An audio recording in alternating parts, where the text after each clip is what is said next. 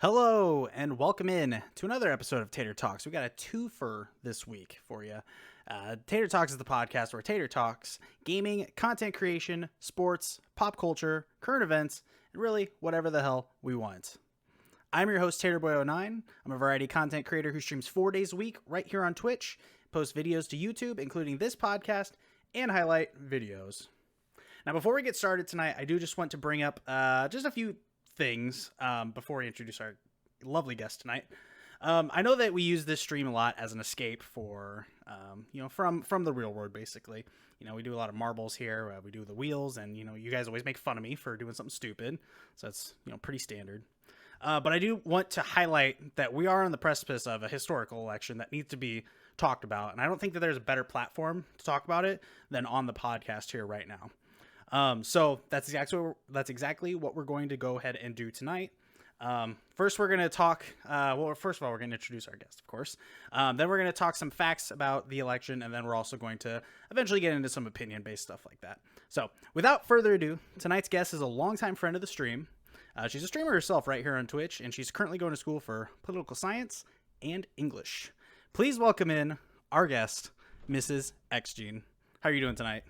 Hello, I'm doing well. How are you doing? Thanks so much for having me. I'm doing good. I'm glad to have you here. I'm glad that we were able to figure out a time on fairly short notice, all things considered. Me too. Because, I was like, hey, you want to be on the show? You're like, sure. It's like, how does next week work?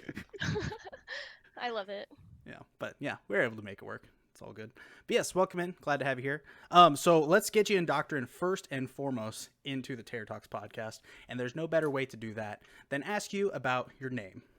Where did it originate? Yeah. And, where did it come from? Because in my opinion, it's a pretty badass name. I'm not going to lie. Oh, thank you. I really love X-Men. X-Men has kind of been like, I love comics, but X-Men is like the one that I just always go back to. It really helped me out of a dark place and in my life, and I just love it. Yeah, so I'm missesXgene because I'm a Mrs. and Xgene because I have the X gene. I love it. I love to hear it. I was always wondering if it was based off of X-Men because you have a logo that's pretty close to the at least in the movies. I don't know if it's in the comics or anything like that. It's the door that enters Cerebro for Professor X, so pretty badass. It's directly stolen. It is an X-Men ripoff. Yeah. Uh-oh. Don't let Marvel know. Sorry. Yep, I won't tell anybody. Changing it right now. Yep, let's cut the stream. Cut it. We're gonna go to something else here now. Uh-oh. No, that's good. I love that. And so the other question that always gets asked to get you into the true podcast here, is there a username that you had at any point in time that you was a little embarrassed by, or like maybe you didn't want to, you look back on it now and you're like, that was kind of a stupid name? So I have two kind of funny names that I went by at first.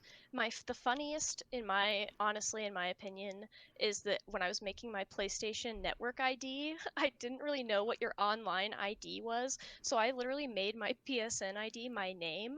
And I think that that's really, like, in the age of online gaming, I'm like, wow, that was a really great great idea.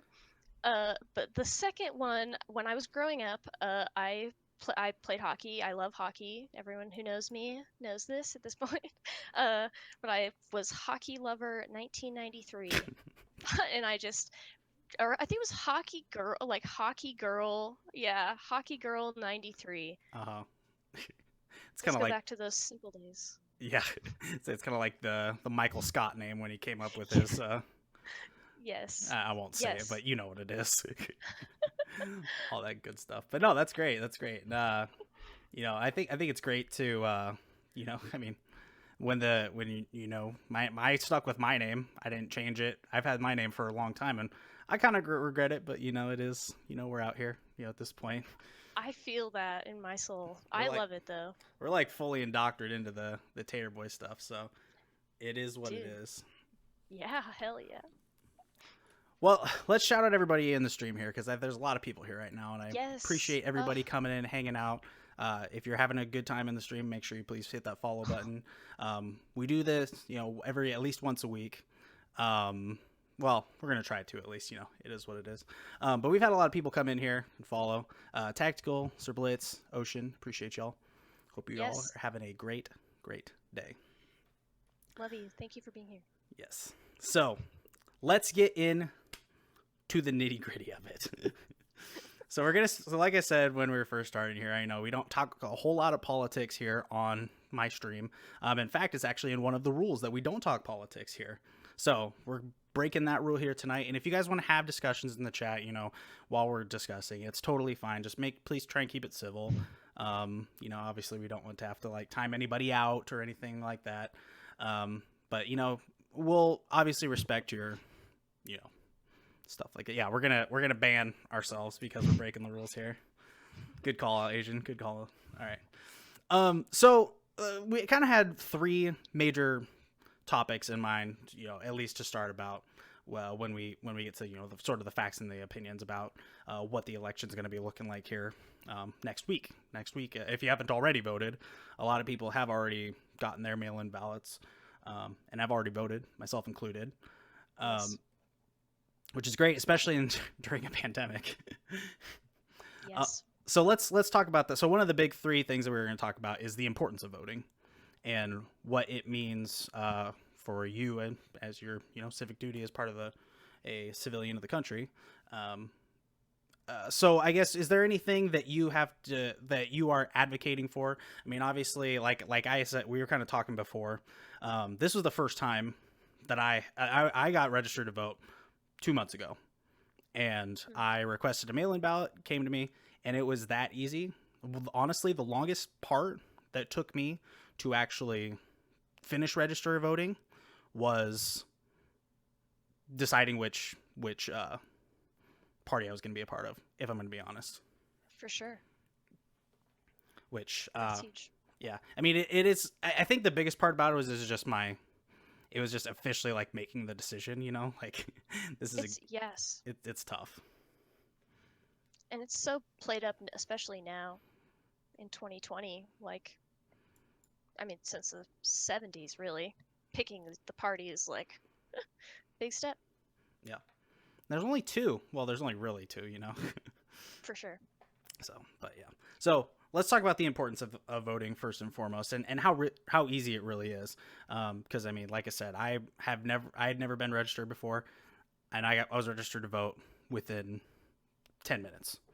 So at least when it comes to do you think that everybody that is of age should try and do that, or what are your thoughts, like, back and forth on that? So I think that if you are, I think that's a really great question, because it's interesting. Like, I think everyone who is eligible to be able to vote should do it.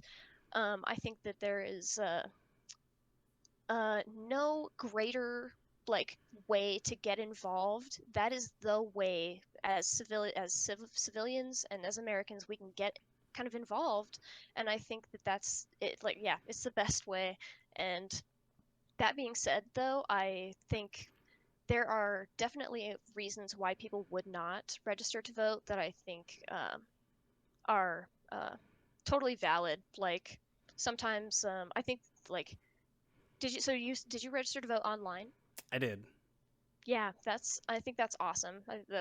I think most states, I should have looked that. That would be really good. I looked at my state and which isn't really helpful. Yeah. But um I think most states allow you to register online, and it's super easy to do. There are like some states where you have to go in person. You have like Texas, I think, is one of them. You have to because you have to show your ID, and voter IDing is one of the biggest like kind of things that prevents people from being able to vote. People don't have cars, typically don't really have driver's licenses, and a lot of people whose like driver's licenses have expired, they don't have IDs, like an ID card. Right. So there's no way to be registered to vote. But I think if you have the means and are willing and able, you absolutely should. Yeah, absolutely. I think that you brought up a good point. We were kind of talking before about before the podcast actually started, you were talking about some barriers, and I'm glad that you brought up some of those. But I think you also brought up a good point about the not necessarily just the barriers that your state government has put on there if you have to go to like an actual office, show an ID, sign up something, whatever it may be. But beyond that, it's also once again, we're in a pandemic right now. Like right now is probably the absolute worst time to try and go and vote and stuff like that. But 100%. the thing with that, I even saw people on Twitter today were posting that they were voting in New York early right now, and they waited in line for 3 hours just to get in the Right. door. Jeez. Right. So, but then we're sitting there, you know, and I don't know the numbers on it, but we're a lot of the Trump specifically, is out there condemning the mail-in voting and stuff like that, which Right. I'm confused by, but Sure. I was actually going to ask your opinion on that, and how you felt about like the mail-in voting aspect, like if that was a factor kind of at all for you. well, 100% it was, at least for me. Um, Sure. I would, I still would have done it, but I think that being able to just get my ballot mailed to me, um, Hmm. and sign it real quick, do everything that I need to do real quick and then mail it back. And we actually took our, well, we were, no excuses. So we actually took ours to the local place that, the local mail and like you actually like the Like a drop, yeah, Dropbox. the drop box for it as opposed to mailing it in, just so there would be no excuse that, hey, our vote counted. So, Yeah, I absolutely. So Colorado sends you the ballot. When you are registered to vote, they automatically send you a ballot.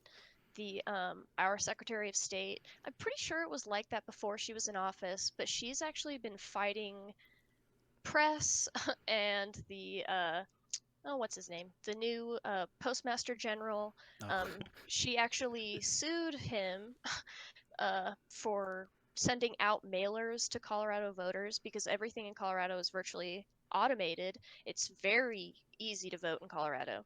So it makes it kind of this poster child for, well, like, is there damage or is it dangerous to vote by mail? Like, can it be frauded?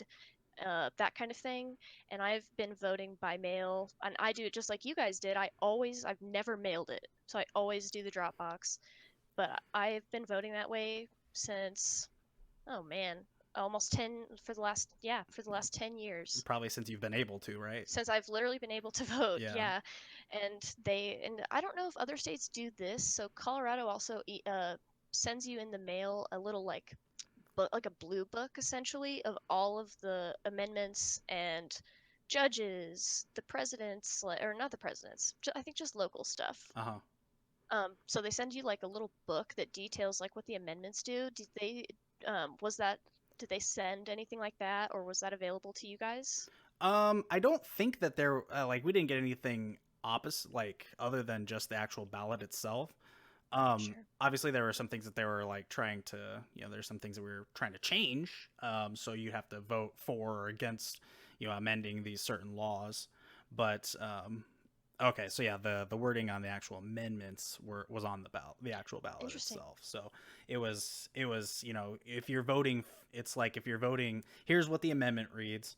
If you're voting for this, this is what that means. Yeah, And then the a other yes one's vote for like, this is this, yeah, like that kind of thing. and then the other one is like, and that no, it's what it basically said.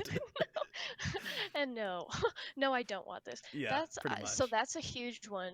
I mean, I obviously don't want to ask you anything you're not comfortable. Did you vote? Did you say yes to that? I can't think of a person who would say no because to clarity, but it's also more confusing. I mean, the amendment Hmm. itself is confusing, Yeah, so it's interesting. it's all legalese. I mean, honestly, I don't even Exactly. remember the amendments that were there. I think that there was one that I didn't even vote for because I didn't understand it and I wasn't going to. That's the best.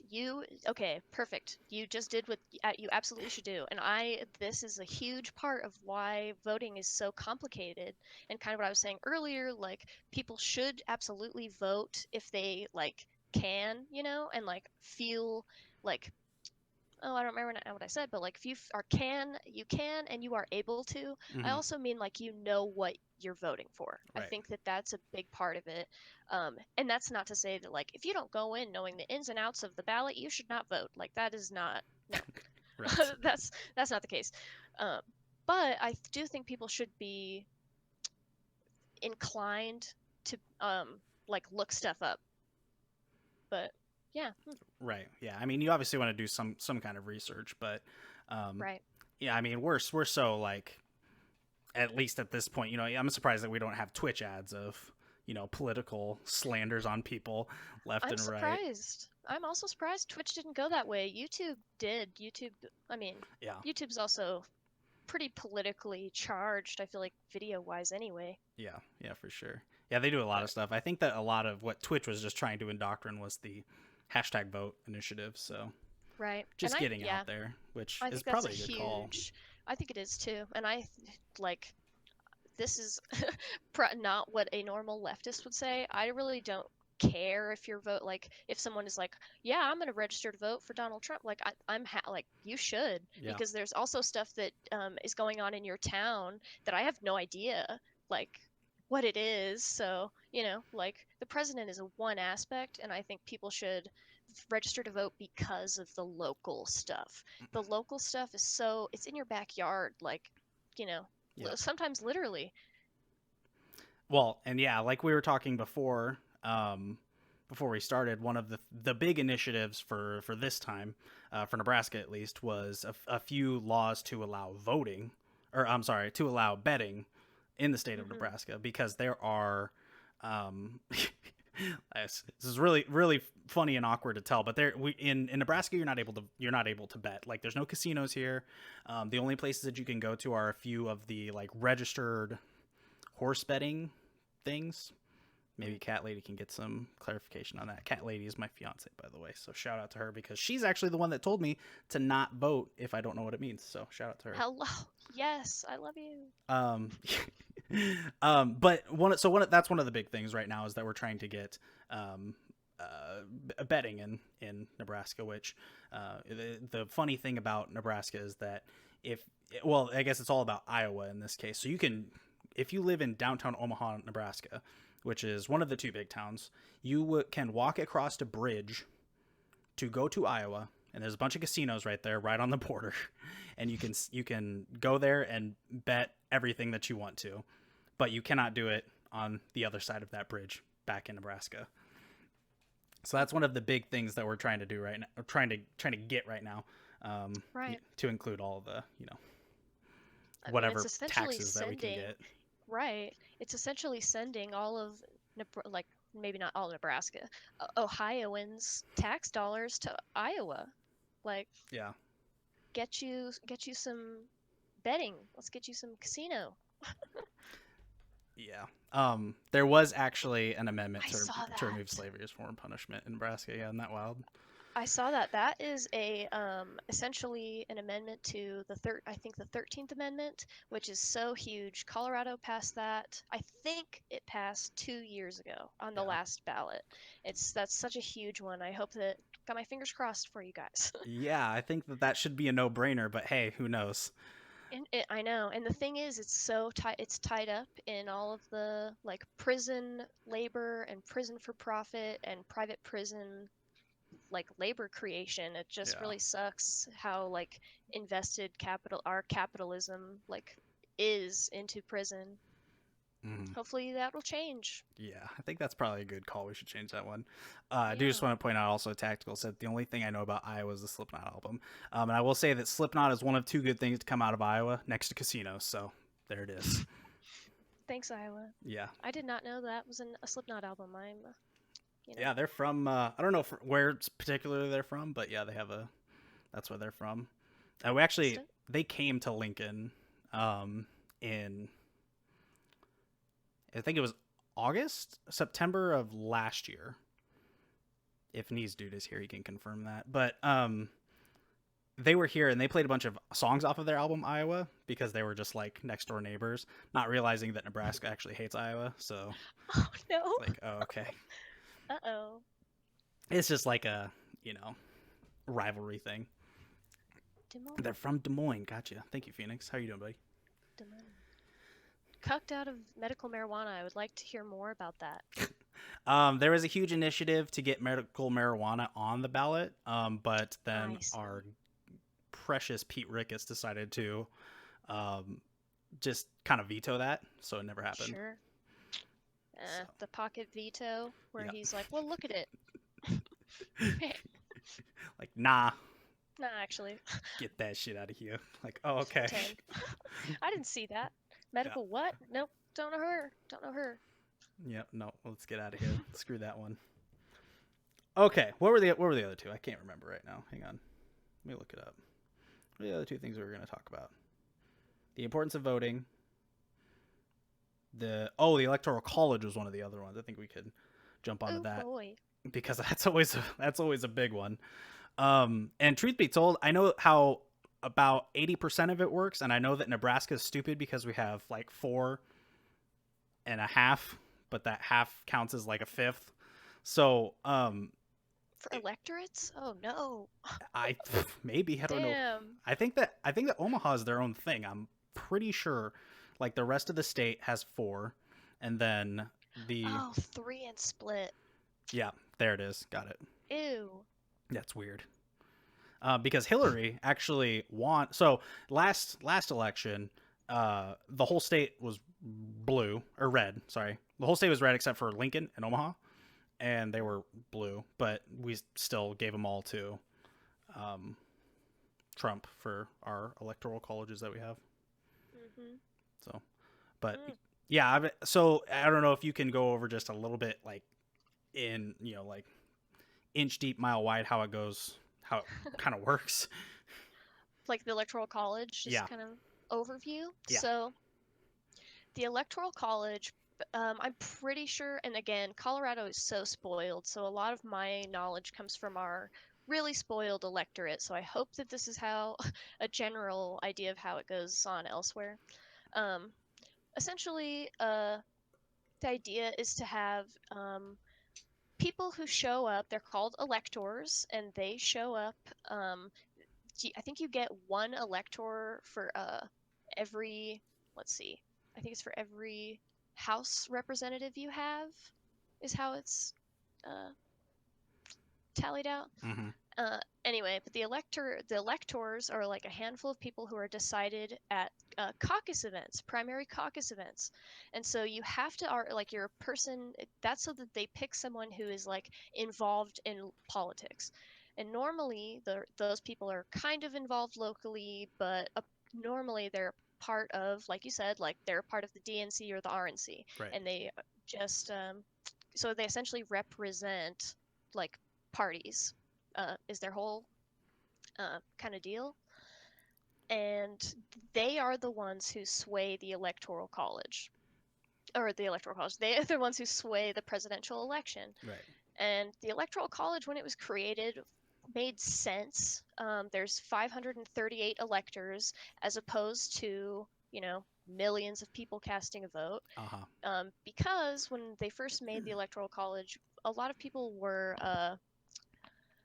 not educated, especially not politically educated. It's just a blessing of the 21st century, a blessing and a curse, I would say, to be able to see like literally what the president and like the Senate majority leader, House majority leader, all of these, like the vice president, what all of these people are literally saying on Twitter. We have the news, at our fingertips now. But the Electoral College was because people weren't educated. So we needed it at kind of the beginning of our, uh, you know, conception, Right. I guess. Yeah. But uh, it's kind of outdated, is my personal opinion. Oh yeah, here we go. In Maine and Nebraska, two electors are assigned in this manner, and the remaining electors are allocated based on the plurality of votes in each congressional district.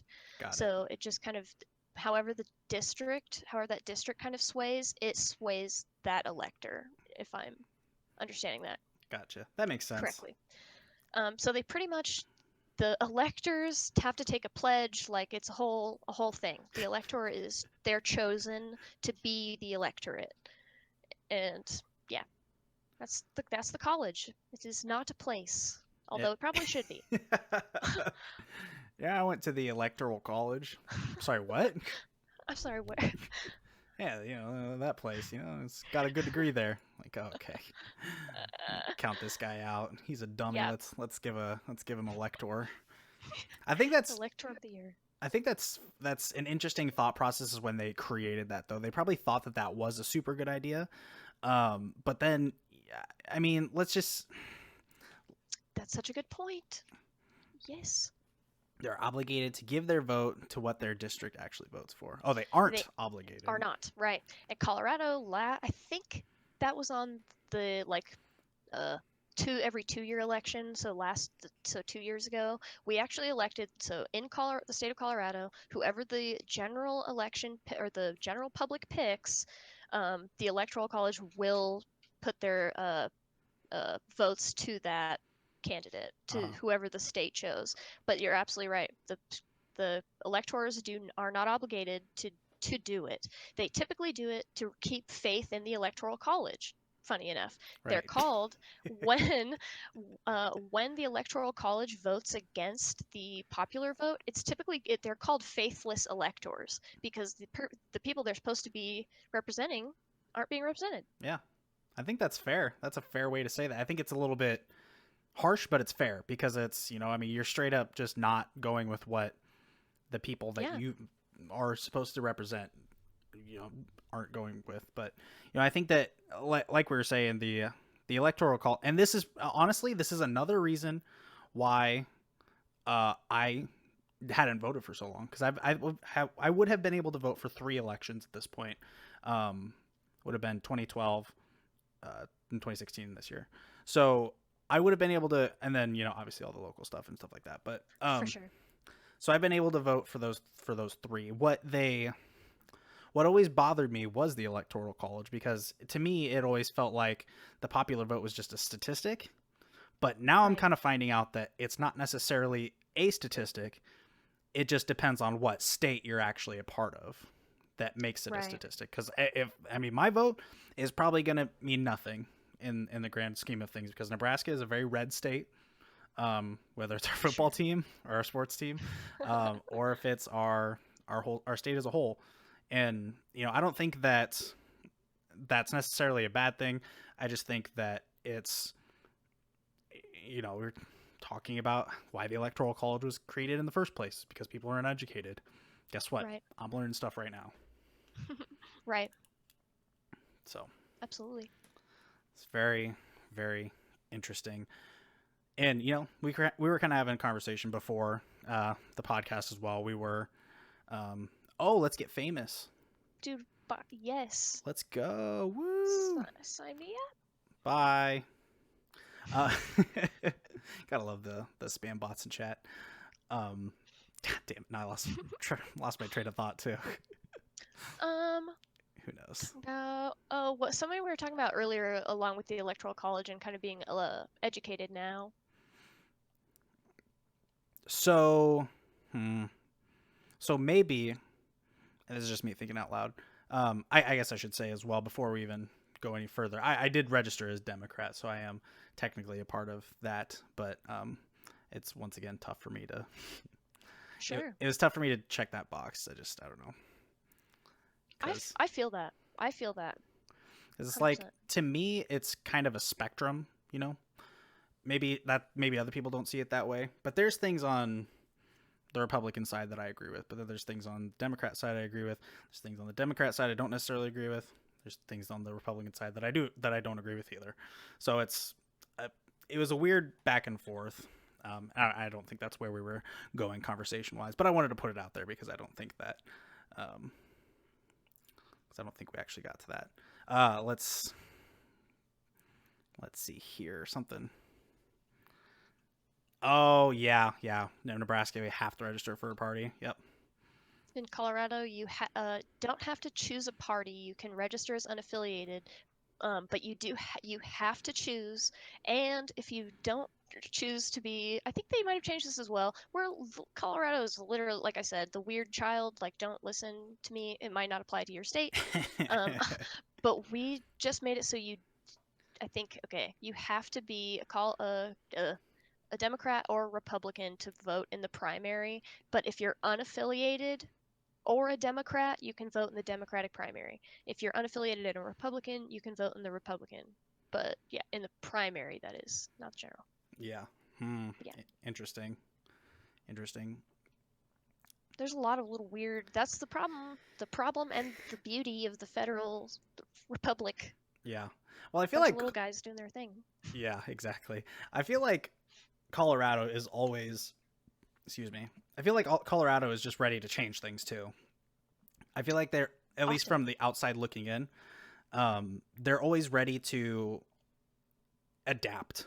And maybe it's not the best adaptation that they're going for, but they're always willing to at least give it a try. Nebraska is the most conservative of probably any state that you can find out there. I mean, I'm surprised that we're able to do mail-in ballots in Nebraska, to be honest, because of the way that they are. I mean, we're so historic still, just because, Right. we really only have two metropolitan area. Well, not even metropolitan. I mean, Omaha is like a top 30, like population wise, but Lincoln's top 50 in the country. So, I mean, that's still not Wow. great, but Right. I mean, you're not looking at Omaha as in the same category as places like Denver or, LA or Houston or something like that. So I don't know. And that's my perception. I think that you were gonna maybe ask at some point about how do we see, Colorado, or Yes. how does the outside world see Colorado? And it's just that they're ready to adapt, like, at least politically. I mean, you guys have is legal recreational marijuana? Is that just Denver, or is So that all of Colorado? it's really complicated. It's all of Colorado except for Colorado Springs. Um, like whatever, it's fine. Colorado Springs is the only, I think one of the only. Let me double check. The only or one of the only red counties in the entire state. It's where I live. Oh, Um, nice. there are no dispensaries. That it is illegal in Colorado Springs to you can go to like a medical dispensary, you can go to like a medical marijuana dispensary, but there is no recreational weed allowed in Colorado Springs limits, no cannabis. Hmm. And so I think there's a handful of other counties uh that have those same kind of restrictions, but it's everywhere, like quote unquote. You go down to like the boonies in Alamosa, Colorado, where not very many people live, and it's kind of prairie in the mountain. Uh-huh. There are head shops everywhere. Like it's everywhere. It's everywhere. Oh goodness. Yeah, and that's just one of the, I mean, that's just right there is one of the things, it's, it always seems like, especially being pretty close. I've been to Denver once, and it was after they had the, before that or after that law was in place, and it was cool just to go into one and, look at it and, see like, oh, I can buy weed as clearly as I can go into a store and buy, a 6-pack of Bud Lights here or something like that. Yeah, It's just yeah. wild. It literally, you walk up to a little window. They take your government ID. Yeah. You go in and buy and leave, Yeah. just like a store. Yeah, and you don't have to feel suspicious or anything like that. No, you're not meeting someone in the back behind the Taco Bell, like getting a dime bag. No, not here. I did think it was funny that the dispensary we went to was right next to a 7-Eleven, so that just seemed like it was good. Good. That is, man, that guy deserves an award. That's genius. There's always that meme that comes out every once in a while. It's the little girl selling the Girl Scout cookies right outside the dispensary. Yeah, Like, perfect. literally She's make a going somewhere. killing. Yes, that is an entrepreneur, dude. Just, man, economic genius. Yep. The perfect idea. All right, well, let's jump to the candidates. So I'm ready. let's obviously, first and foremost, we got Trump v. Biden. Yes. And I honestly, I would say I probably know more about Trump just because he has been president, and obviously he's been at the For sure. front and center of pop culture for 20 years, at least throughout all my life. I mean, he was before then too, but at least the first sight I ever saw of him was obviously on The Apprentice, Yep, me when too. he was the host of that show. But then obviously we didn't hear anything about. Well, at least I personally didn't hear much about Biden until he was a Barack Obama's running mate. Wait, did I say that right? Running mate? Yeah, I mean, Okay, yeah. good. Vice president. When he was the vice president, we'll just No, say that, that's. I right? mean, yeah. No, you're right. I always get trying to sound smarter than I actually am right now. Yeah, No, you nailed it though. yeah. Let me just wipe off my nails here real quick. No big deal. Did it? So and I watched the two debates for as much as I could. I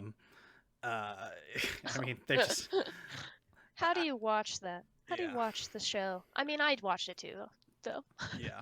Well, I was also like watching it, and like it was always on like a night where there's football on too, and I'm big into football, so I was like going back and forth. So I was like, I can't take any more of this, so I paused that one and watched the other thing. But I think that's a good strategy. it's like overload, and Twitter. I have Twitter up on my computer too, and that's going crazy. It's just like I'm on information overload right now. It's wild. Oh yeah, especially with the yelling. It's like it's just yeah, that's a lot. Yeah, I think that we would have benefited from 3 debates because they would have. I feel like they would have gotten calmer as they've gone on. Blitz brings up a Yeah. good point that the first debate was not great. Singularity and disappeared. Seriously though, like just oh, disappear me.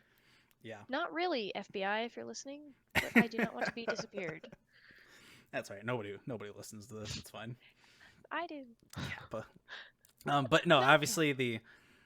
And quite honestly, from both, and I'm gonna throw out here right now that, like I said, I've never growing up. We never really talked about politics. We never really had discussions about, candidates and stuff like that. It was always just, I mean, we were just living basically. It was nothing that was ever really brought up or discussed too much. So I think that's why I'm having a bit of a hard time right now with just the craziness of everything, because I'm trying to catch up basically. Right. So like I said, I'm not claiming to be an expert by any means, but what I see is what I see, right? Yeah, yeah. So the first debate on both sides, in my opinion, was a little bit crazy. I Yeah. think we can say that completely. I don't know if that comes down to the mediator or the moderator, excuse me, or if it was just craziness ensuing in both sides. I don't know, but it was insane, and it was overwhelming from a voter standpoint. I think that's the best word for it. It's incredibly overwhelming to listen to. And I do think they were both it's kind of far. I think I would go so far as to say I was pretty embarrassed. When they're both like it's one thing when and like I don't love the president. I think that he's in charge, So I think that he has an ethos and like a personality that he needs to portray. And I don't think he did that. And I also think that Joe Biden goes for this calm demeanor, I'm just old nice Joe from the block. It was like his vibe. And I'm like, dude, stop yelling. Like, stop screaming at each other. Like, come on, bro. Like, when's the last time you had or like talked to a person in your life like the way they talk to each other? Yeah, Like, exactly. never.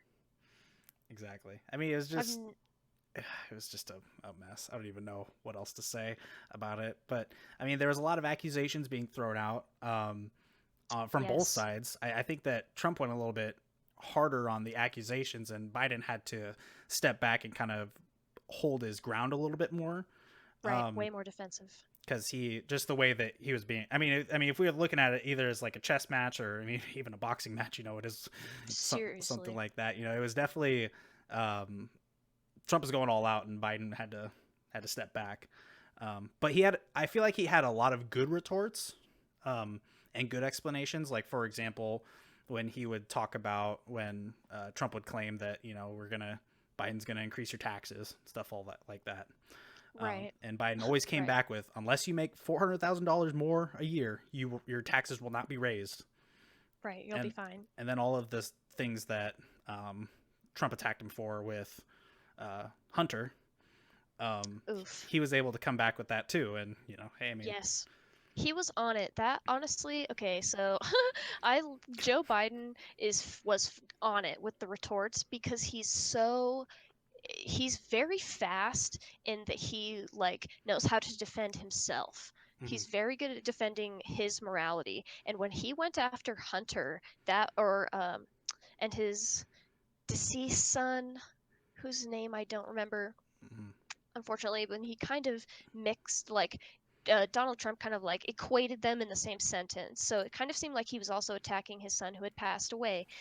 So Joe Biden is like very close to protecting his family. I jokingly sometimes, it's not funny, but jokingly call him the griever in chief because he's great at being sad. He is just there's so much like crap that's happened to Yeah. Joe Biden in his Uh-huh. personal life that he's very good at personalizing stuff. And I think that was his biggest strength in the first and the second debate is that he just is he's very good at defending himself. Hmm. Yeah, and yeah, I think that was pretty really well said. I just wanted to point out here real quick that Tactical said the first time that I saw Trump, Stone Cold gave him a stunner. So we're Watch out! Watch out! Watch out! uh, yeah. So, and yeah, the mainstream news is not giving you an accurate picture of a lot of things, which is not wrong. The media does. I mean, there's no doubt about it. There is definitely, oh yeah, it's There's no doubt not, about it that the media does try and spin things in ways where they are trying to get a story. I mean, that's their job. yeah, Their job is to spin things. I mean, exactly. There's actually and they know this and politicians know this, and that's kind of what's been so. And I also saw your other comment earlier in chat about how the parties aren't the same, and I totally agree with you there as well. But the problem here with mainstream media, I feel like exactly what Tater said, is there's so much you gotta sell, and in 2020 it is easy to sell politics, baby. It's easier to sell politics in 2020 than it is to sell water to a burning man. Yeah. Yeah, And you absolutely should right. absolutely find independent news sources that you trust and do some research. And then there's one thing that I'm so glad that we're talking about mainstream media because so I'm getting my degree in rhetoric in particular, and I think one thing people should really learn is how to realize when someone is making an argument to you. When someone is conveying information to you and there's an argument in the sentence, it's really important to know like when someone starts to sell you something or try to change your opinion on something as opposed to tell you the information.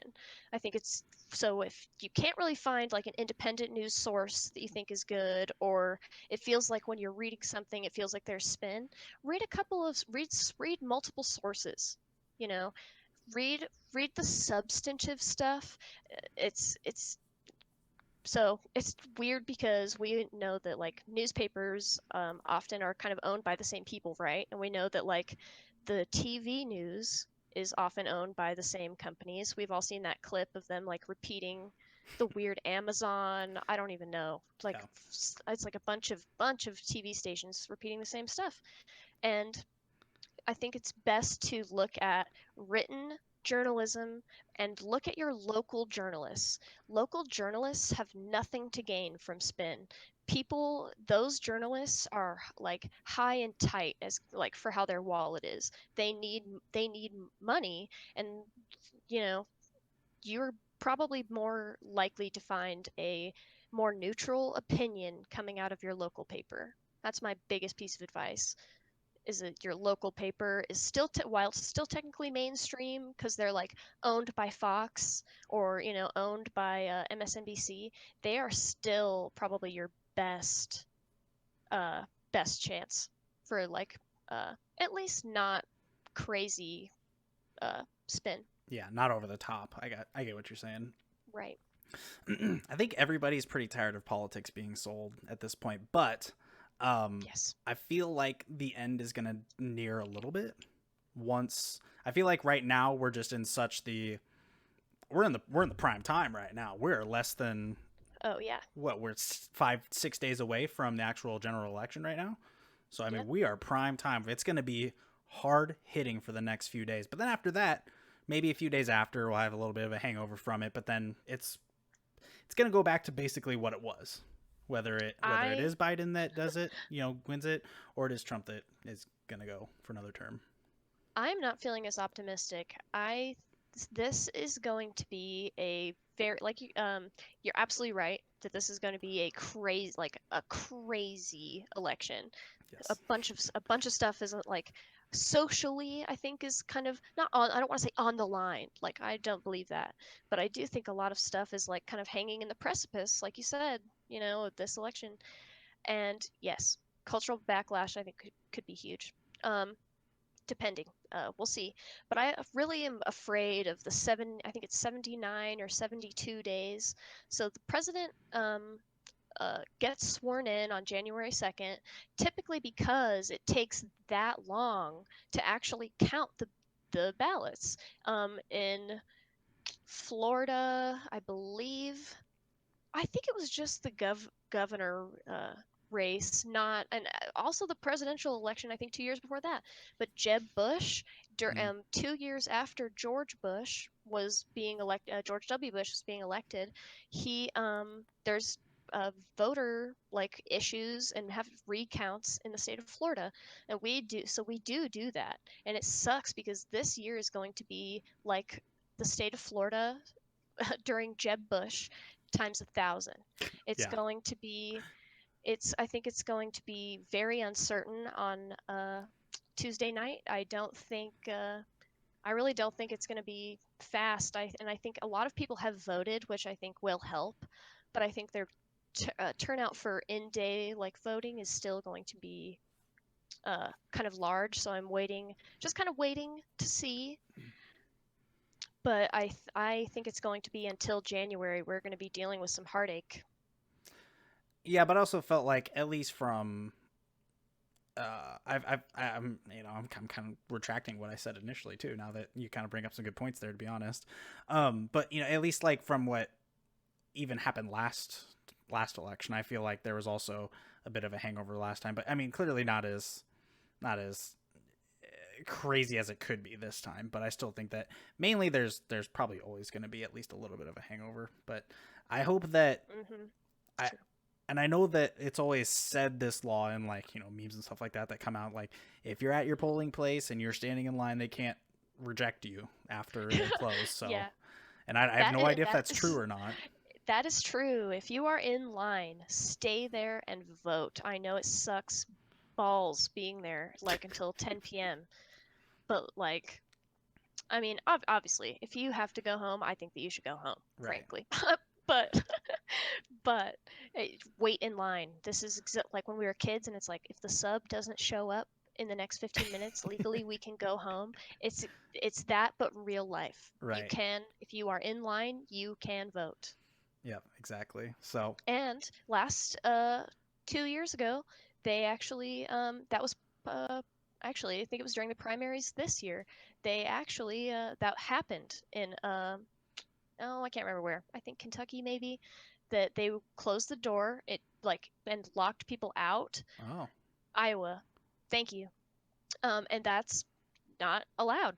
yeah, You that's I don't, I mean, again, I don't know all the state specific laws because the beauty of our federal system allows them yeah, that to have their own, but wait in line. yeah, and that's good to know that that's actually a law. Um, do you know Mad Maestro, who I had on the podcast last night? I heard him last night. So he lives in Canada, and he was talking to me about how he views, like a lot of Canadians view, that every state is kind of like their own individual country. Mm, And at first, I was thinking kind of that isn't necessarily the case. But then we started talking about how each state has their own, and I brought up the casino stuff last night too, actually. How they have different rule changes, but just slightly, but everybody kind of follows the same like general outline of rules, obviously with like the mm. Constitution and stuff like that. But do you think that is a fair statement, or I want to? I I don't. think that's, I think that's a great question, honestly. Yeah. For like or great, yeah, I think that's awesome.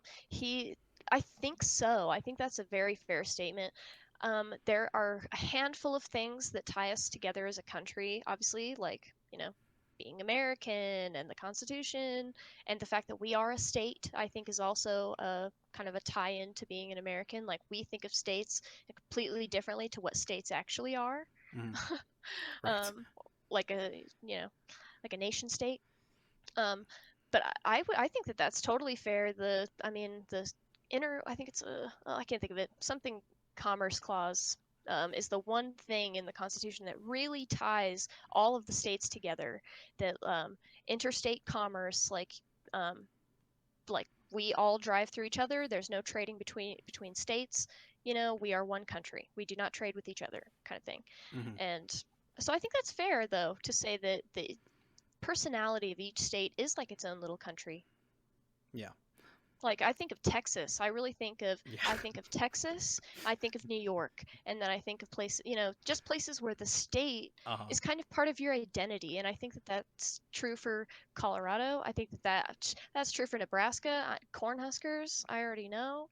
Go Big Red. Like, yeah, like, you know, I think it's part of our state is a big part of who we are. Yeah, I'm convinced. I'm convinced now because that's great. Because I told him personally, and straight up after that, I was like, what's funny is that if I would have said the same thing about provinces in Canada, is that they're all Me kind of too. their own countries, and he said that's not necessarily the case, and I was like, oh, well, That's interesting. alrighty then, here we are. Yeah, that's interesting. Everything's just turned on its head. Didn't know you'd be learning so much tonight, did you, chat? No, you did not. Nope, me neither. Okay, let's see what else we got here.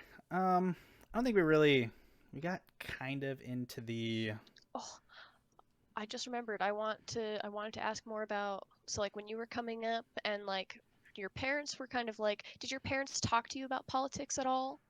not Like not really like at all. I like mean, I would say that right now, I don't know if it was an uncomfortable conversation that they didn't want to have or what. I mean, I don't blame them for it at all. I mean, I would have probably been raised the same way. But mhm, I didn't really start even thinking about politics until I was in high school. right. And I was in some I think it was like social studies in the when I was a freshman, which was a lot of the curriculum was about um, laws and government laws and state laws and stuff like that. And that was never I never really even thought about like if I would vote, who I would vote for. The only thing that I really did learn from my peers at that point in time was red bad, blue good, Yeah, yeah. and I think that is not necessarily as I learned more. Obviously, I think that that was kind of what I thought process. I'm still more Democrat than I would be Republican. Like I said earlier, there are things on both sides that I agree with, and there are things on both sides I don't agree with. For sure. Maybe that's remember like 30 minutes ago when I said I couldn't remember where I was going. I think I was talking about the Yeah. spectrum is what I was going Oh to yeah. talk about. So I would say I'm like 70. Like if you look at it like on the blue or on the red, I'd be like 70% blue and like 30% red. Sure. If you're just making broad sweeping strokes about what both of those parties represent. So Sure. maybe that's what I was bringing up. But yeah, I had just never really thought about it and never really talked about it. But I mean, I'm glad that I'm learning now. When, like you said before, it's never too late. It's never too late. I totally agree. That's really interesting to me, and I don't know. Kind of we talked about this earlier. I don't know if it's because my parents were kind of political, not really overtly, like they weren't really like saying anything, but a lot of it was kind of boiled down again to like, oh well, blue good, red bad, and like uh just like I have like a really fond I have a really like just like memory that sticks out to me a lot. That's my mom reacting to George W. Bush, I think winning re-election. It must have been. Um, but I just remember being like, "Oh my God, why? Like, no, just horrible, like reaction, you know." Uh huh. And I remember being literally involved in in at least not involved. Like, let's be real. I was in third grade and I was very interested in politics. I was like Democrats, like, I want to know more, like, where did this all come from, blah, blah, blah, all this kind of stuff.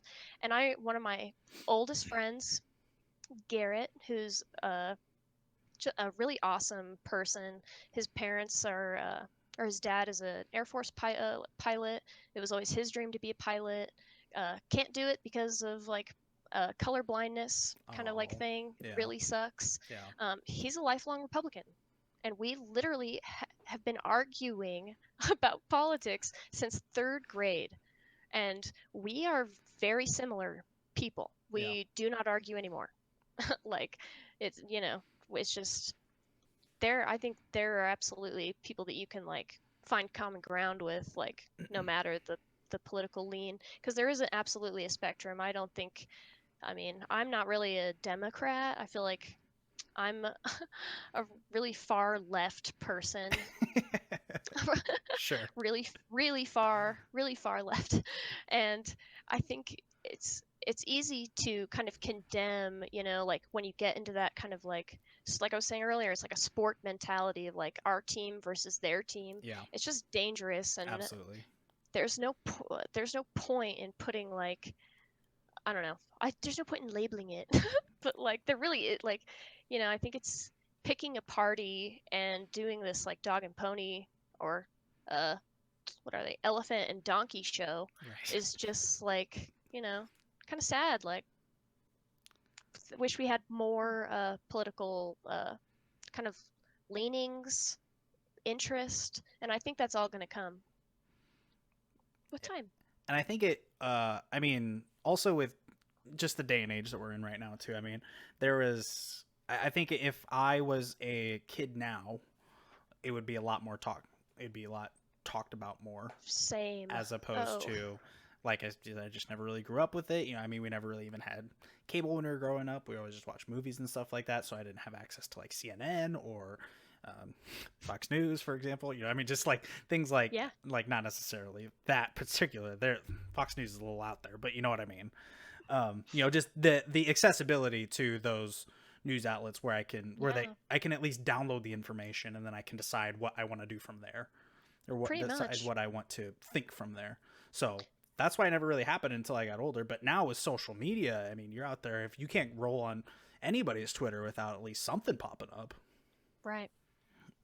I mean, Or at least like an indicator. It's not like everyone has, I feel like, some kind of political indicator. Even if you don't post things necessarily mm-hmm. political, I feel like I can go to someone's Twitter and just know. And I Yeah, also think that's a negative, like that's negative about myself. I don't think, I like I was saying, I don't really think that's healthy to be able to like see who believes what, but everything, or look in their fridge, exactly like the New York Times. I think it was the New York Times or the Washington Post just posted that.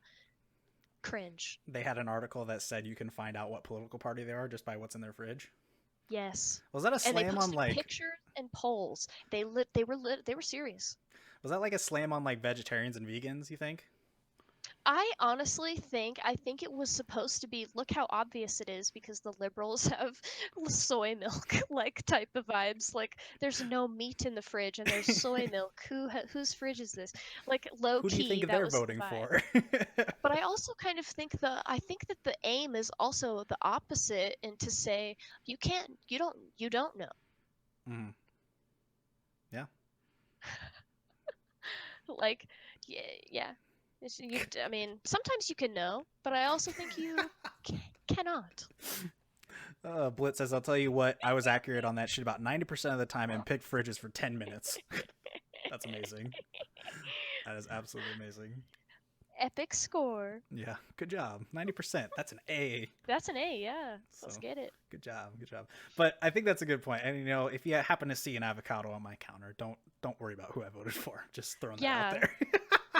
I saw your avos. You're uh, gotta be a liberal. yeah, exactly.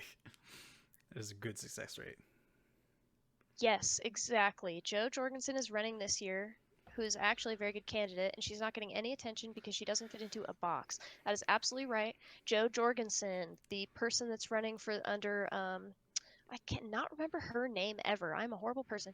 She's running for I think under the DSA or the like the Democratic Socialists of America ticket or something else, and she's got an interesting platform, regardless of if you like her, but she doesn't like she has no platform because of the box that she doesn't fit into. And I think it's really sad. It just totally mutes everyone.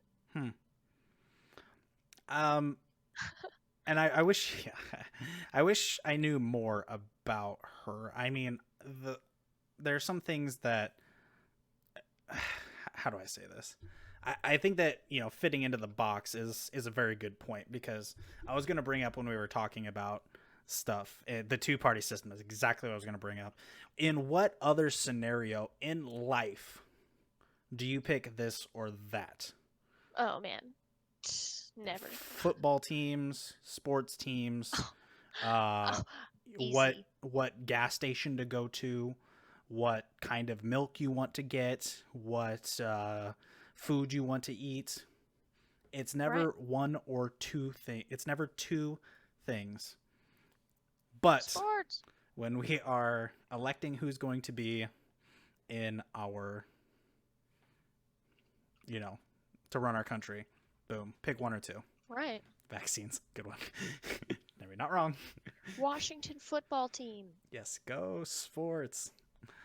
Here What's we up, Titan? How okay. you I doing? was thinking of Gloria La Riva. She's running under the Party for Socialism and Liberation. Mm, She cool person. Love her platform. No, she doesn't get a platform because she's not a member of the two-party system. yep. Same with Joe, and I felt the same way with the Libertarian candidate 4 years ago. Can't remember his name either. Gary Johnson. Something Gary Johnson. I was gonna say something Johnson. He's. Yeah. I always watch that John Oliver clip of with that he had 4 years ago about third party candidates, and he talked about Gary Johnson and Jill Stein was her name. Yep. But also that was their first introduction to the Tiger King was on that clip, because Oh, that was he was like, check out this third party candidate, and it's old Joe Exotic talking about how he's broke as shit, he's not wearing a suit, and some bitch down in Florida wants to kill him. And that was his presidential pitch. hey, I'd vote for you because you need a new suit.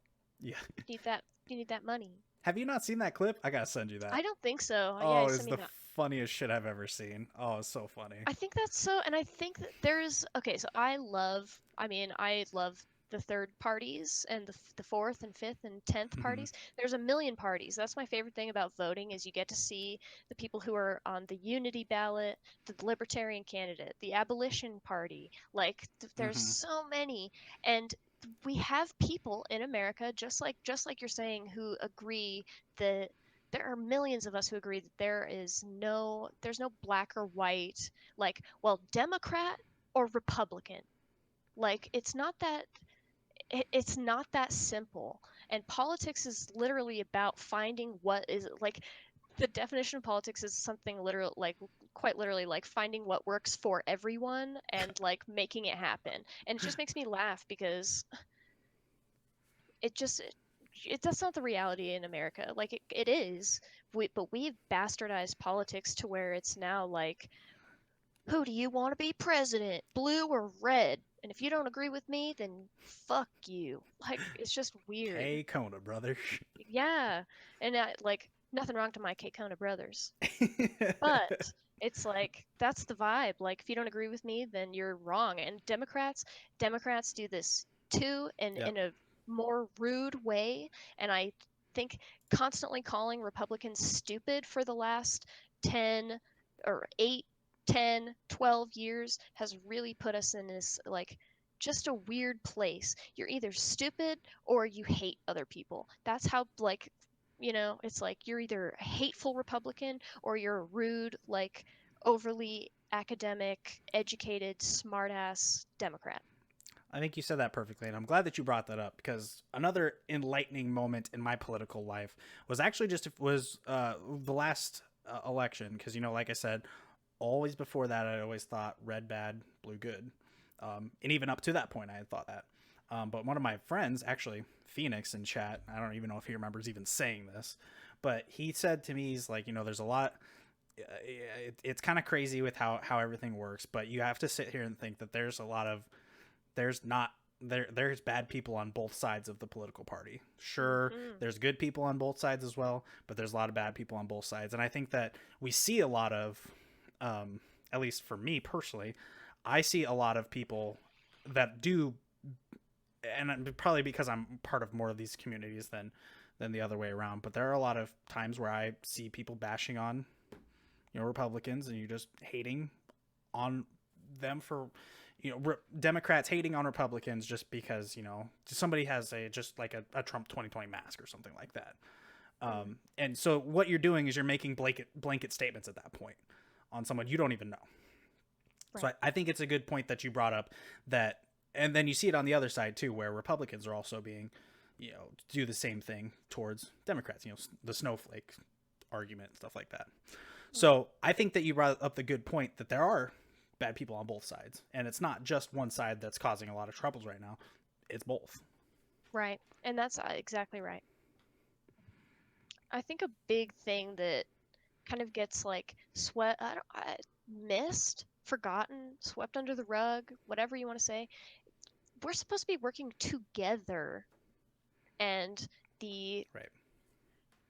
so when the vice president was first elected, or when they first decided there should be a vice president, the vice president was actually a member of the opposite party, to bring kind of like balance to that branch.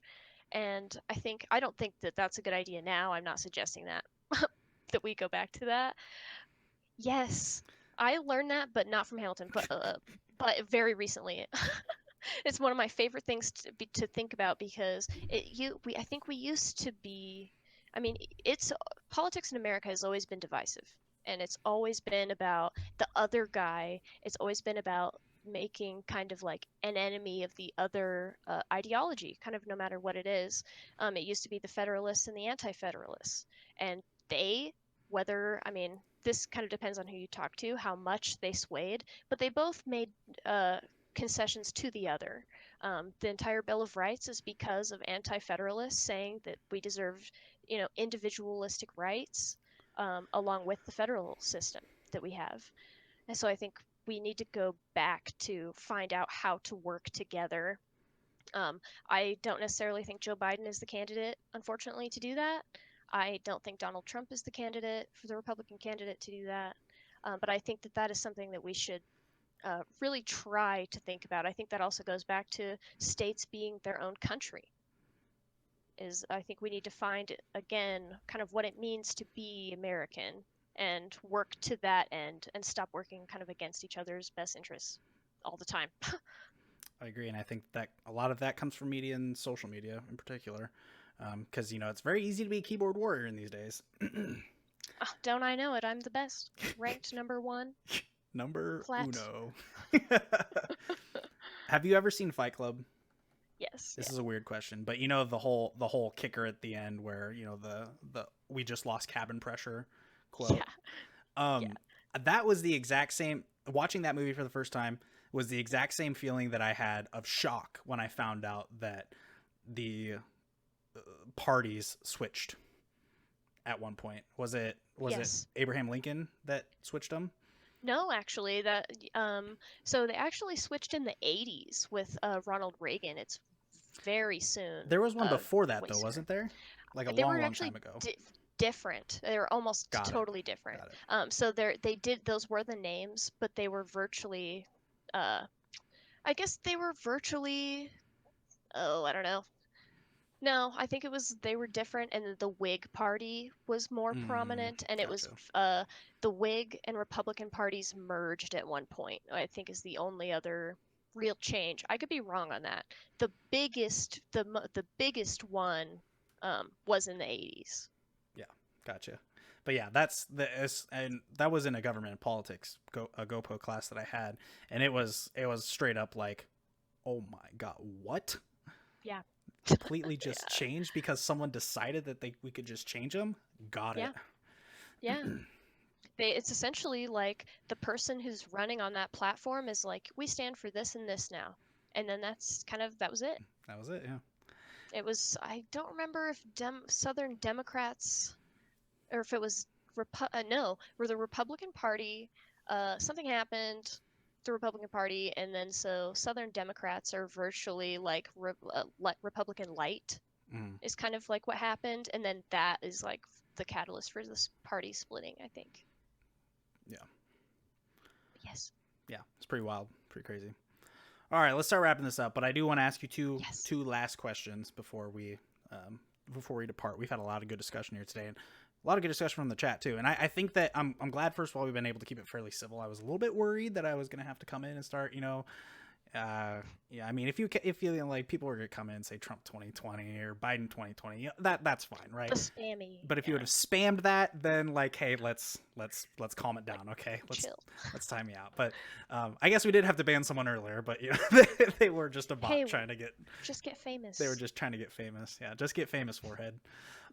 So you said that you don't think Trump or Biden are the candidates, or like the answer. I guess would probably be Yeah. borderline what you're saying. I agree, 100%. Do you think Bernie was the answer? I really do. I think that Bernie, because I think that Bernie has a lot of honesty on his side that Joe Biden doesn't. Um, and I think Bernie, I know, Sag. I think Sage. I just think that more people can understand. I think that Bernie had a better chance at making it uh, less divided, Yeah. less divided. But who knows? I think he's not really the answer. Like, can't really put all your bags in one.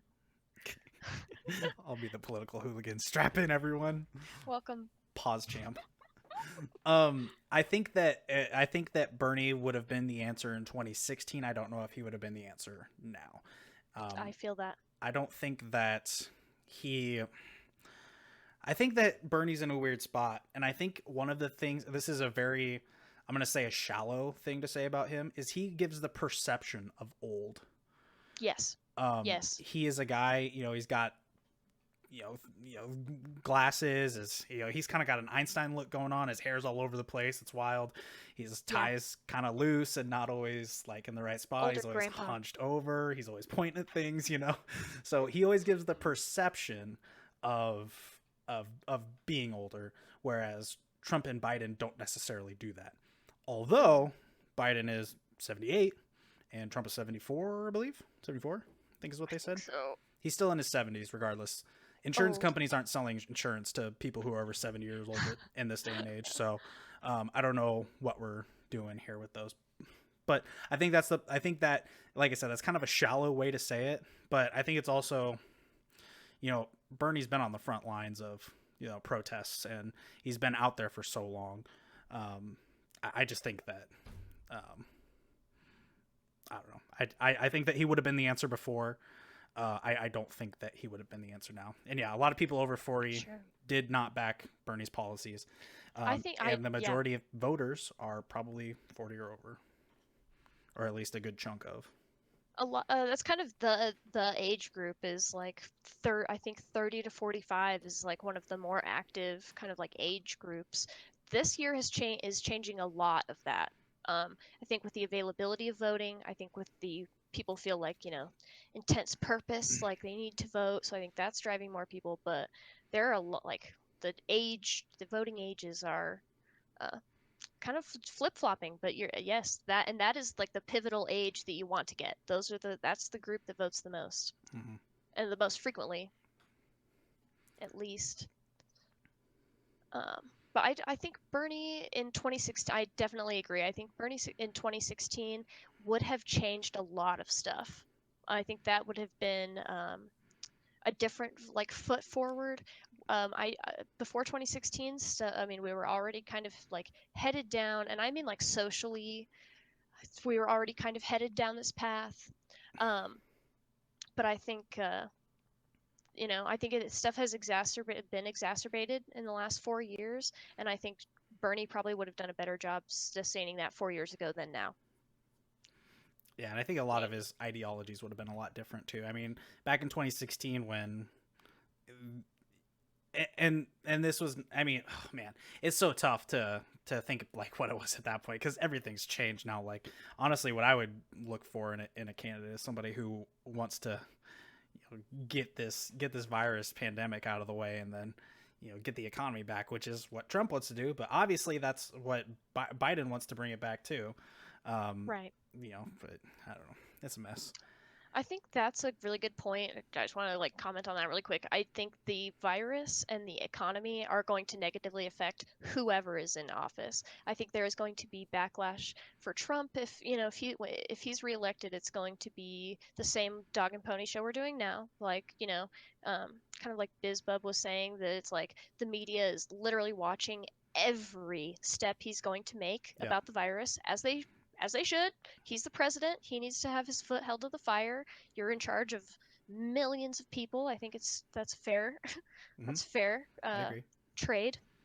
But I also do, but if it's Biden who's elected, then it's going to be, just the kind of the not the opposite. I think they're also going to steamroll him and say like, that he's also weak in some way.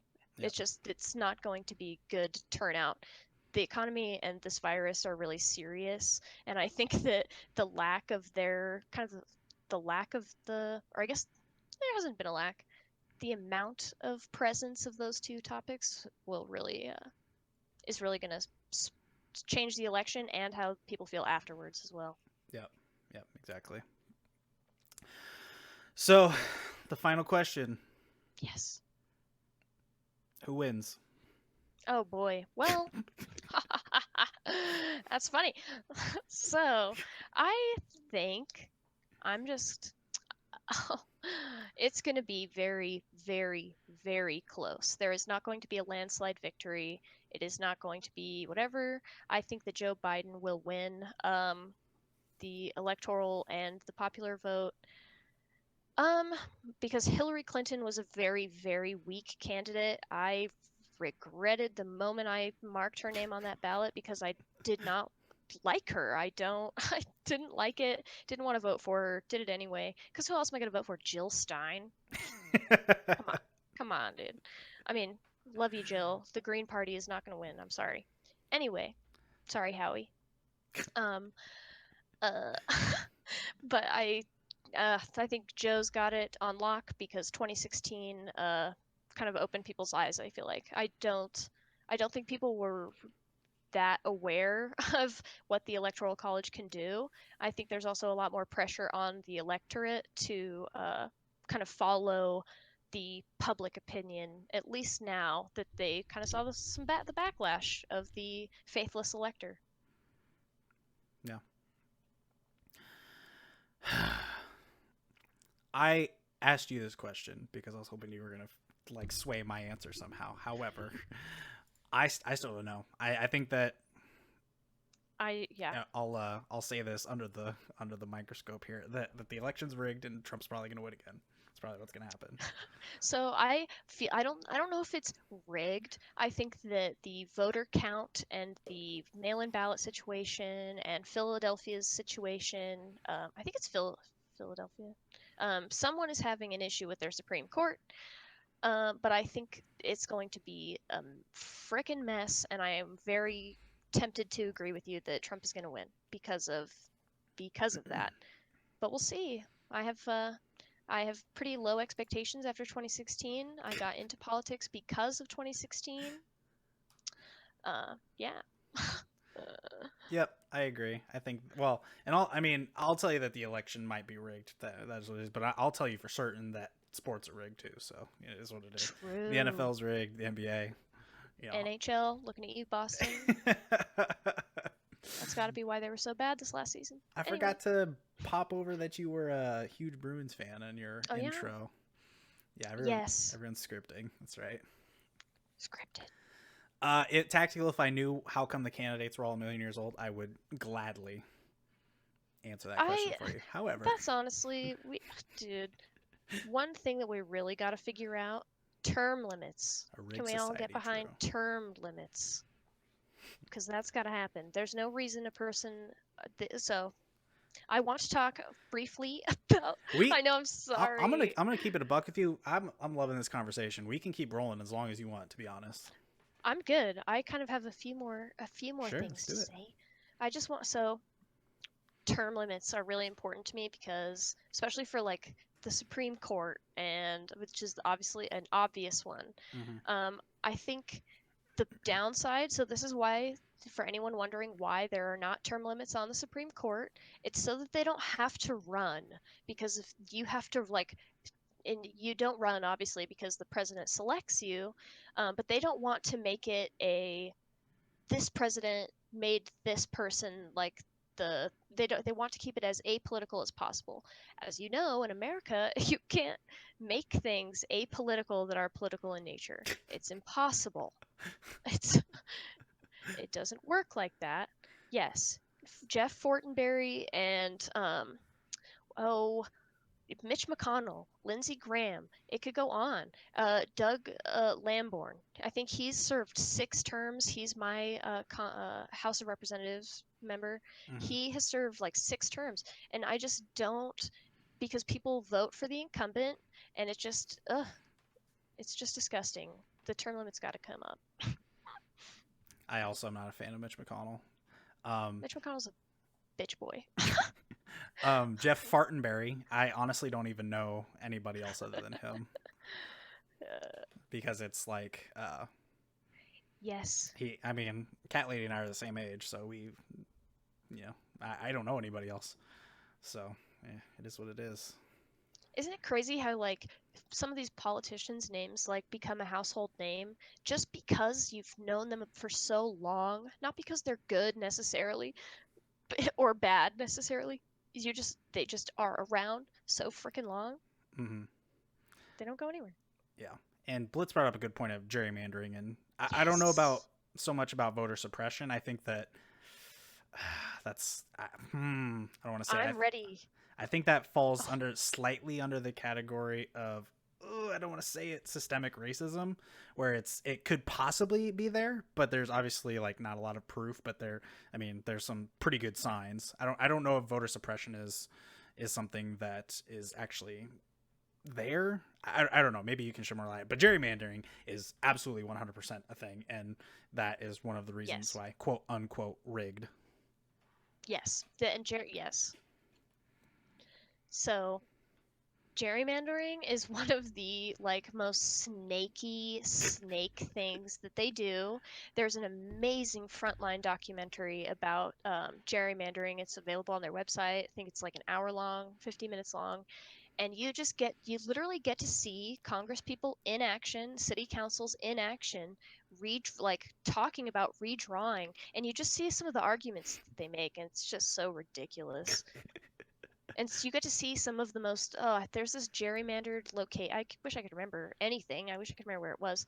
But there's this part of under a highway is the end of one like location, and then so the other side of the other whatever like county or whatever Uh the huh. district is right after that, and it's for a lot of it is not no one lives there, and Oh, so it's just like, what? Like, why did you draw it like this? And it's literally to suppress where people, like, who votes on what. yeah. So I guess they kind of go hand in hand, is what um, you're trying to say. Voter suppression and gerrymandering. Yes, yeah. I think So so. Voter suppression is really interesting because I think equating it, I think, to systemic racism is a really good point. I think they are very similar because of the sneaky aspect. Like it's uh not huh. written down, right? Like I mean, it used to be like so voter suppression. I feel like as an idea really came out of before the civil rights movement and how educational tests and that kind of thing that were unfair. I mean, they were. It's not that they were asking hard questions like that. Oh, you can't answer it because you're not smart enough. They're literally asking unfair questions and then not letting you vote, like that kind of Mm, stuff. yeah. And that isn't necessarily what happens today, but I would say it's voter suppression that you can't like vote on an expired driver's license, for instance. like you need to go get a new driver's license first. Right. And some people who take the bus, you know, like some like people like that Yeah. may not have a driver's license. And that's just like there are a lot of small realities like that. We talked about those a little bit earlier, and I think waiting in lines, I think, is a form of voter suppression, not because of the line, but because the state hires a certain amount of people to work at polling places, and I think you can volunteer as well. But so it's volunteer based. They don't Uh, pay you to be a poller to work at a polling place, and uh, oh, there's another one. Oh, in places like Texas, they have one ballot box drop off per county, hmm. which is just ridiculous. Texas is huge. Yeah, I would assume Counties that in they have some Texas. probably pretty big counties in Texas, if I had to guess. Yes. Yes, exactly. And some are smaller and, like it's easier. But yes, and yes, people have to stand in like upwards of 8 hours to vote. In a lot of states, your employer legally has to give you, in the state of Colorado at least, the state 3 hours to vote. So even then, if you, like I said earlier, though, Colorado, you're blessed to not have to wait Yeah. in line most of the time anyway. Um, but it's ridiculous to ask people to stand in line for 8 hours to vote. I believe that there should be a national voting holiday. I think everyone in America should have the right to vote. Period. We have that right, and not giving us. We have a day off for not. Okay, I understand Veterans Day, but then there's also like there's one where they've passed and one where they thank people for their service. I'm really bad at holidays, but we have days off that are for memorial reasons, but nothing tangible. We don't have like days off for things that we need to be doing, except jury duty. Most places. Yeah, and then you get I mean, your probably employer has to give you those days off, but then you don't get paid for them. You get paid Right. by the jury duty, and you probably get paid not much. I mean, it's not enough to cover what you would have worked had you Yeah, I don't actually. think it's your like salary or anything. Yeah, but I think they provide lunch for you, so I think that's like one of the. Hey, that's fair. That's fair. What kind of lunch? I mean, we're talking pizza party. It's probably just cold sandwiches. True. True. Yeah, See, yes, I was gonna say people will wait overnight on Black Friday. absolutely. And So. I think that's so funny. And I think that's actually a great point to bring, like, of where priority in America is. And I don't, we were talking about this earlier as well. I don't blame anyone for not being interested in politics. Like, Mm-hmm. it is legalese, it is confusing, it's kind of like pompous sometimes. And I Like, also feel like if you're picking sides, I mean, we're talking about right. that coin flip. Basically, you're picking Yeah. sides, and if I mean, especially in this day and age, if you tell someone that you're one way or the other, you're just instantly going to get, if you're Yeah. a Republican, you're a racist, or if you're a Democrat, you're a snowflake or something like that. I bet you're Yeah. vegan or something like You're a that. socialist. Yeah. Oh, that's the big one. Yep, that's the big one. Yes. Yes. And I am. Well, fair enough. Yeah. That's But a problem, though. That's why I yeah, tell people I'm not a Democrat. So when people say the yep, Democrats are socialists, I just have to laugh. yep, exactly. Yes, yes. We as a public have allowed it to get that way. We forget they work for us 100%. Yep. That's why they're called civil servants, and I think that we need to be reminding them of that. You Ooh. serve the general public, not the other way around. I don't vote to get you reelected for me. Like, or for you rather. I vote to get you elected for me. Yep. Minimum wage. Ugh. Yeah, that's pretty bad. I was gonna bring that up, just like speaking in general, like we're gonna everybody who's and I mean we're kind of bringing this up again. I hate to say it again, but anybody. There are people on the left side who will instantly say, if you're voting for Trump, then you support racism or you support Islamophobia or something like that. They're just people are just so ready to put a label on something, or like I said earlier, blanket phrase, or Right. a blanket what's Like the a word? slogan. Yeah, pretty much. So, I mean, bottom line, regardless of who you are voting for, if I and this is from coming from someone who's pretty new to voting, pretty new to politics, pretty new to really looking forward to it, and absolutely new about speaking out about it. Just vote for who you think will benefit you the best. Yes, vote for what you want to get. And again, I feel you so much. I think it's just important to get voting. I think it's important to be involved Yep. in that. And I just feel do like a it. broken record, but Yeah. local voting is just Yeah. like so important. For instance, in the state of Colorado right now, there are uh, so many. There were like 9 amendments, something like that, for the state, and then 3 for my city, and like on their own, or 4. And um, those are things that will affect you every day. One of Yeah. them is about Colorado Tabor giving back, essentially paying people back for all the money that they didn't spend.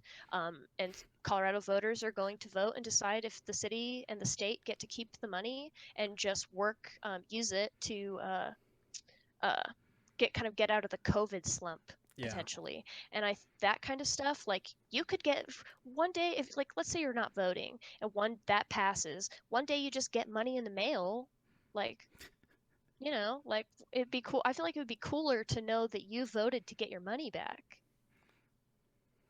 See, okay, I want to comment on that. I would love to comment on that. Go ahead.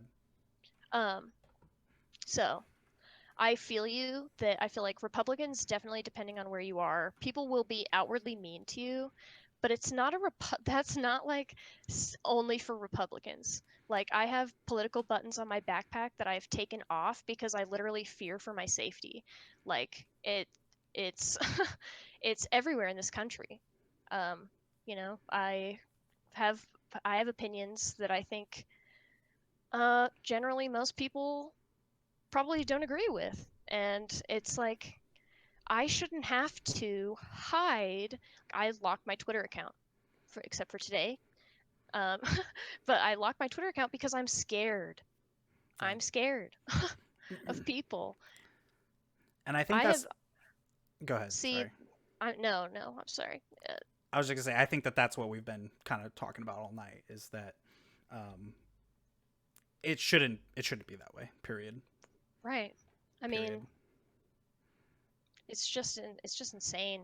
I went to uh, Black Lives Matter protest in my city over the summer, um, a handful of times, but one time, so Colorado Springs, like I said, is very, very Republican, is very red. I think it's the only red county in the entire state of Colorado. My county has given the most money to the Trump campaign, $1.5 million, and I think 438,000 to Joe Biden, I think is what it said. So it's a very, very Republican county. And oh, what am I was gonna say? The protests. Oh yes. So there were militiamen at the protest. You can open carry in the state of Colorado. There's interesting uh, gun purveyors here.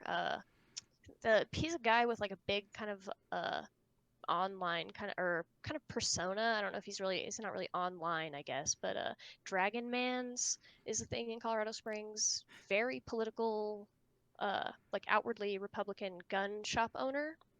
Um, and they were at the protest. Mm-hmm. And you're staring down, and I don't know anything about guns. Please don't come for me. I don't know anything, but it's an automatic rifle of some kind, and that is scary to me. They're standing on the lawn of my high school. I went to downtown high school, and just having militarized civilians or NGO. I don't know. They could be a non-government or a non-governmental organization. Uh-huh. Not sure. I'm not sure, and that's more terrifying. Yeah. And it's everywhere. This summer was very uh, spicy. The summer is very. It was very wild. I mean, it was I mean, it got to the point where there were protests in my town, and that was the first time that um, that's ever happened. Like a true full on, we're gonna enact a curfew that no one followed, by the way. Yeah. Um, we're gonna try and do a curfew. We're gonna try and do this. We're trying to try and do that. To make this. I mean, they shut down all of our downtown pretty much. I mean, the only time that Yeah. you really ever see downtown Lincoln, Nebraska shut down is on a Saturday when there's a home Husker game in town. So just how big of an effort or how big of a um, impact it was, and yeah, it got really wild. But I think it was. I hope that the points we're getting across. Do you follow Dr. Lupo on Twitter? I do. Yeah. Did you Dr. see Lupo's great. some stuff that happened today with him? No, I did not. Well, and he lives in Omaha. I don't know if you knew that. He lives in I Omaha, did. Nebraska. I had a thought he was in Nebraska. So yeah, he's. If you ever see me driving around Omaha, Nebraska, looking for a black Tesla, mind your business. Just saying. Um, Mind I just want to meet him. That's all. I just want to meet him. Whoa. Oh, I see. Yeah. I'm looking at his Twitter now. So yeah, something. So when the protests first started happening, he came out and had this really good speech about Black Lives Matter and stuff like that, and it's something that it actually brought me to say something on the podcast too. Actually, it is very inspirational in my opinion, especially with it being that close to home. But now he retweeted something about today where I honestly felt like he was kind of being attacked. Where like, does this still matter? Does this still is this thing? And he's like, of course it still matters. Of course, I can't do any more than I've already done. Right. And apparently that was, a huge backlash on not only him but also the person that retweeted that or that initially Like that he's quote tweeting. Called him out in a sense. I mean, yeah, he retweeted it, he quote tweeted it, and that just brought attention. I mean, verified on Twitter, huge streamer. He probably has 500,000 reply followers. Guys. Yeah. So he's got on Twitter. Dr. Lupo has 1.8 million followers. I just think about the reply guy ability. Just the people who follow him and then reply to everything that he tweets. Yeah. I could see that being really toxic. That sucks. Especially because I think duo Dr. Lupo is a really good ally and for just humanity. Mm-hmm. I think he does a lot of good things for a lot of people, and it's I think he did the Get Out a Vote initiative, and he had someone in his chat. Yeah, the Among Us stream. He did the Among Us stream with AOC and Hassan and Pokimane, etc.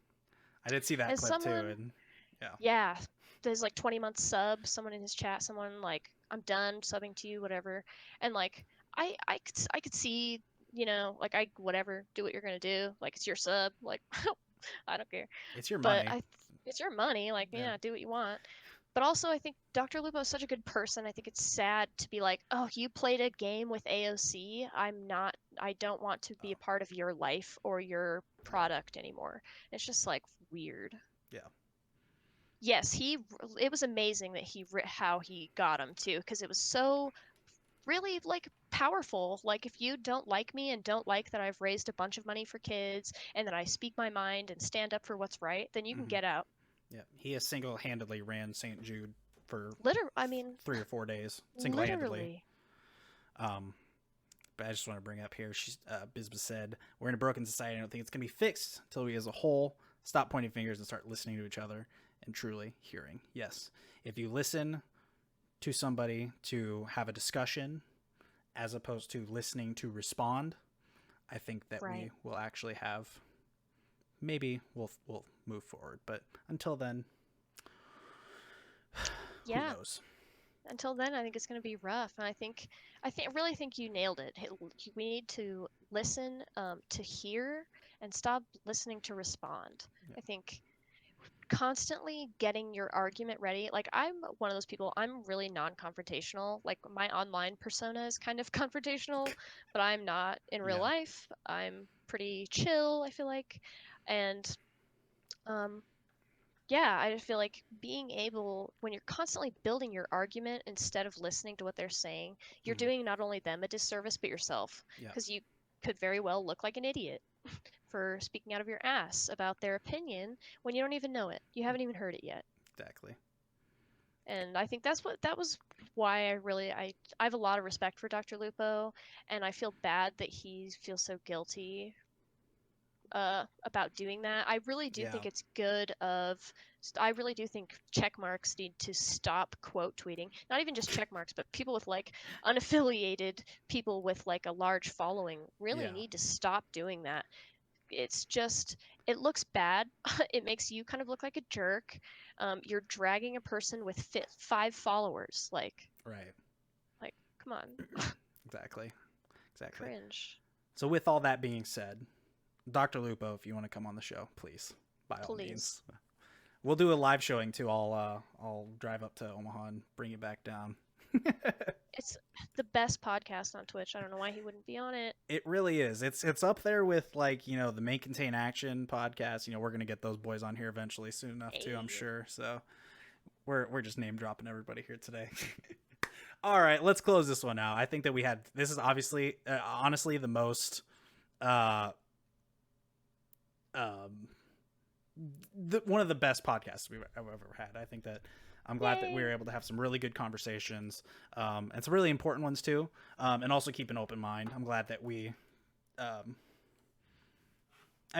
talked a lot before, but I'm glad that we didn't get into any arguments with anybody other than the guy that tried to sell me his bot accounts. It is what it is. But where can people find you at? Plug yourself. I'm hoping, I really would like to get back into streaming. So if you don't follow me on Twitch and you kind of like what I have to say, I'm hoping to kind of gear my stream a little bit more towards politics. I love gaming, but I love politics a little bit more. So twitch.tv/missesXgene, missesXgene, not like pants. And my Twitch or my Twitter as well, twitter.com at missesXgene. I almost said /Twitter. It is kind of hard to keep everything in line though, because sometimes it's like Twitch, you got to say twitch.tv/, but you can just at your handle on Twitter. Mrs. That's right. At Mrs. That's right. And she unlocked her Twitter account just for today. I did. Just for today. So yep. I appreciate you in more ways than you can express. Uh, But thank you for being on the show. I'm going to just go ahead and mute you here, and Zencastr will finish some things up here. And I hope you had a good time. I had a great time. Thank you. Yay. And you can just chill in here for a minute if you want to. All right. Boys and girls, girls and boys, lads and lassies, lassies and lads. I hope that everybody had a great time tonight. Like I said, this is pretty out of the realm for me to speak on this, because like we talked about while we were in at the very beginning, it's not something that I'm really familiar with. It's not really something I'm very comfortable with either. But I really enjoy doing the podcast, and I'm glad that we were able to have some really good conversations. And it by far is one of my favorite podcasts, if not my favorite that I've ever done. So, where can you find the podcast at? I'll just go ahead and do !podcast in the chat. You can find me everywhere at Twitter, Tater Talks Pod. You can find the YouTube channel, Tater Talks the podcast. Please subscribe to the YouTube channel. We're trying to get to 100 subscribers on there so that we can get our own link, because as you can see, the YouTube channel link is pretty messy right now. Everything will be included in the YouTube link as well as on Buzzsprout, which is our host podcast website. Shout out to Buzzsprout. They're an amazing company. Where can you find me? At TaterBoy09 on Twitter. I also have a YouTube channel at TaterBoy09. I don't do a whole lot with it, but it is out there. There are some highlight videos that I have and stuff like that I was talking about at the very start. Where else can you find me? Instagram. I am on Instagram at TaterBoy09. And technically I have a TikTok just to hold down the name, but don't follow that. There's nothing there.